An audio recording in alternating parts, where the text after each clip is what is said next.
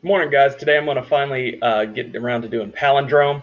Uh, Palindromes are a fun little anomaly we have in written language. They're words and phrases, sentences. There are even books that have been written in palindrome that are the exact same spelling forwards and backwards.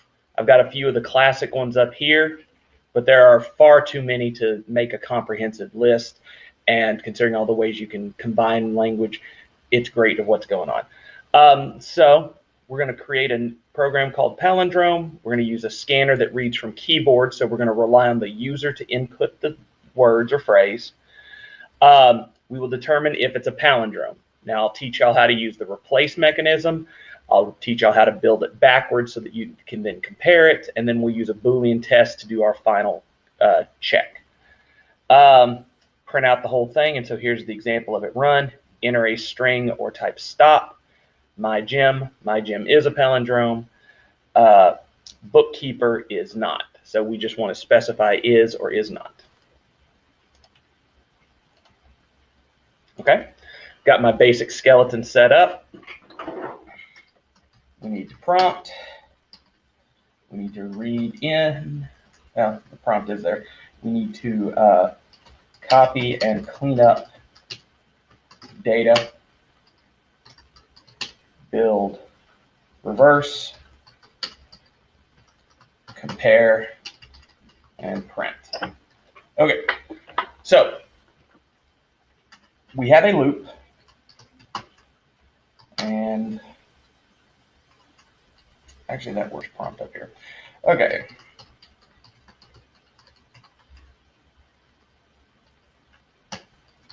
Enter a string to test or stop to quit.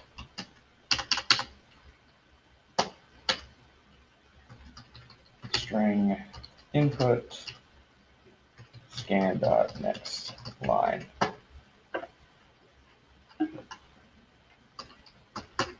Input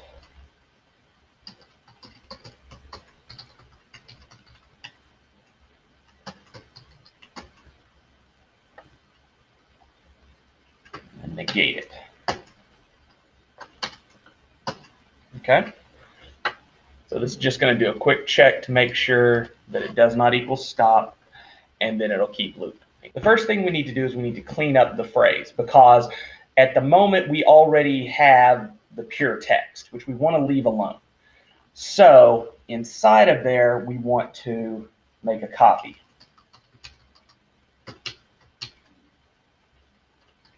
Because I don't want to mess up the original, because we have to use it for the print later on. Okay. I also need to clear up any kind of extraneous symbols that are not easily confirmed to be letters. So yeah, so we'll start right here, input dot replace, and we'll replace spaces with nothing. Okay. Now that removes spaces, and then we basically have to do the same thing anytime we've got other special characters.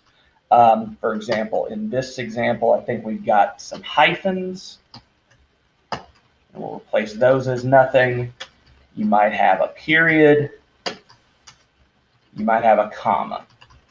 And I think that's more than enough. But basically, if you ever have any of these pieces of information, and you don't want them, you have to basically get rid of them.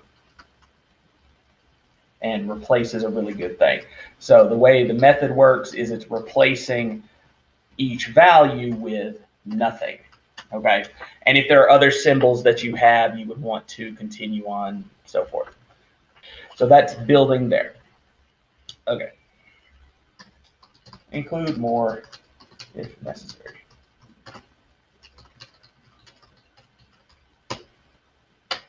Okay. Now that I've got it, now I need to build a reverse. So just like when we've been working with arrays recently, it's the same principle. Instead of reading it from left to right, We're going to read from right to left. So it's still a for loop. But in order to do that, I need to build an accumulator. So I will start with an empty string.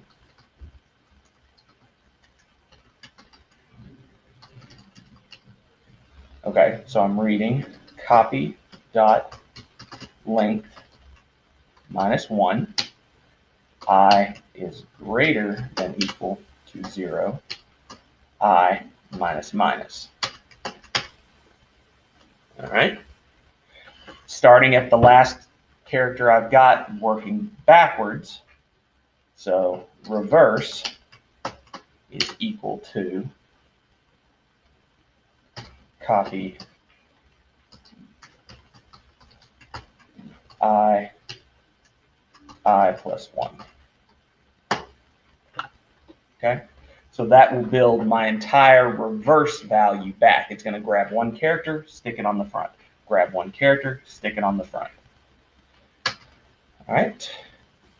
The last thing we need to do is we need to see if the words match. So we can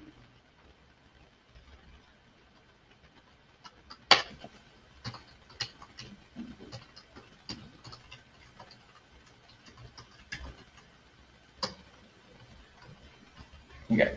So because we changed everything to uppercase up here before we reversed it, everything is in uppercase letters. So that makes our test very easy. All we have to do is just compare the two strings. If copy dot equals reverse,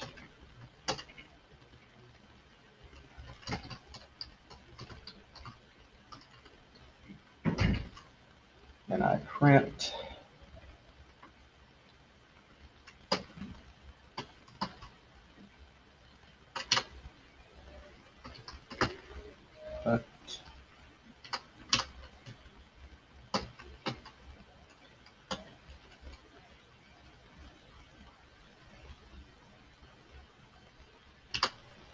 is a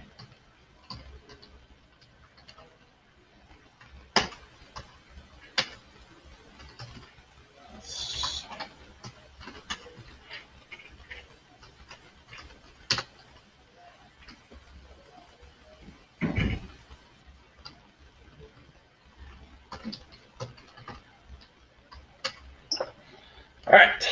So we can use this because we're looking at two strings. We don't have to compare them by each character. And because we changed everything to uppercase, that means we didn't have to bother with an equals ignore case as well. Though we could very easily do that just by ignoring this and then doing this. Either way works. That's up to you. So now we need to worry about the continuation. And we're just going to steal it from what we had up here.